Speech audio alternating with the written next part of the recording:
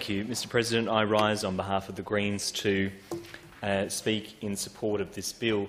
I should say from the outset, Mr. President, that it's my assumption that this bill covers in its scope the superannuation of members of Parliament.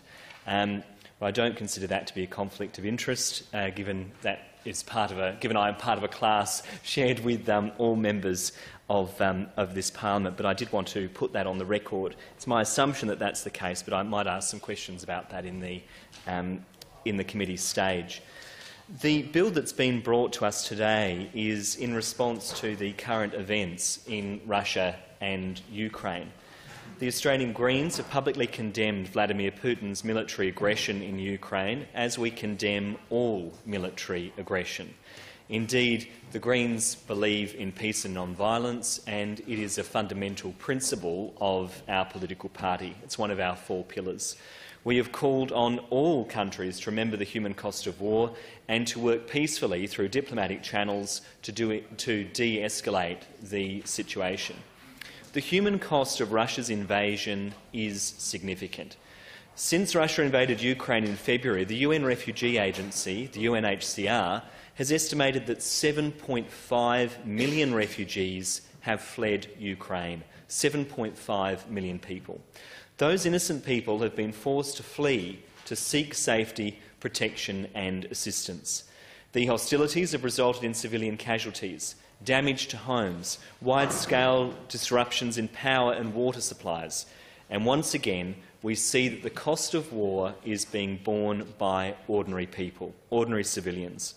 While the UNHCR and other agencies have provided shelter, blankets, tarps and even solar lamps to over 2.1 million people, the ongoing nature of this conflict will severely stretch aid efforts, and we welcome the South Australian Government's commitment to supporting the Ukrainian people. In particular, we note that in April more than 100 Ukrainian refugees arrived in Adelaide, and we welcome them to our state.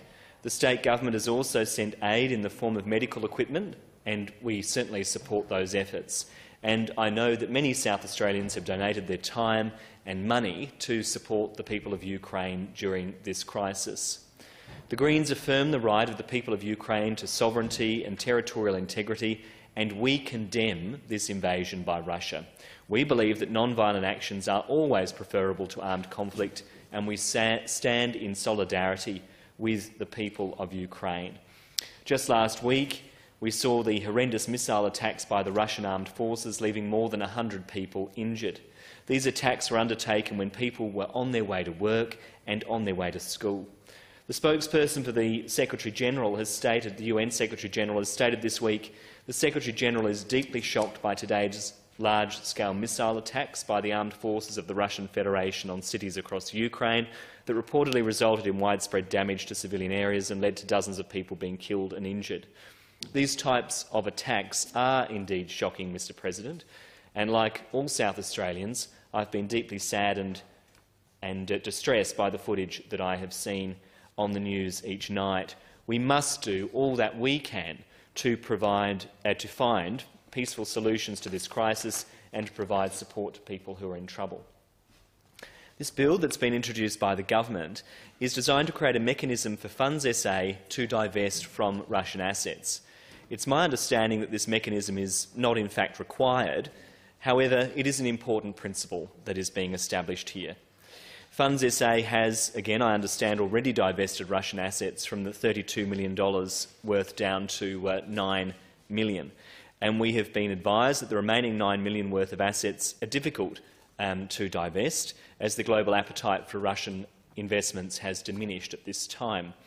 The purpose of this bill, therefore, is to ensure the Minister can give a direction to Funds SA to divest itself from these Russian connections. The Greens support this measure to withdraw our support for economic support for Russian enterprises.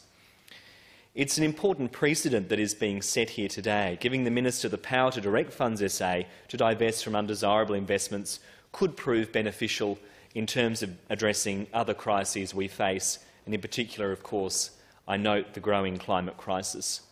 Numerous organisations locally and worldwide have called for divestment from fossil fuels, And according to Yale Climate Connections, an initiative of the Yale School of the Environment globally, over 1,500 institutions have agreed to divest from fossil fuels to a total of $39 trillion worth of investments. 11% of these divestments came from government. And if you have a look through the Global Fossil Fuel Divestment Commitments database, Mr. President, there are a wide range of organisations, including local governments, universities, faith-based organisations, healthcare and cultural institutions that have done this here in Australia as well as overseas. Divestment is a powerful lever. It sends markets a message about our values.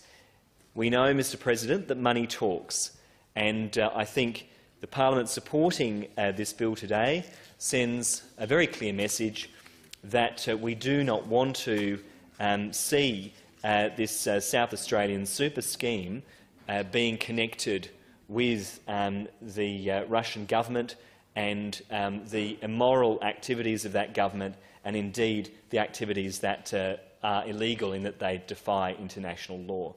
So this is an important principle and one that the Greens are supportive of.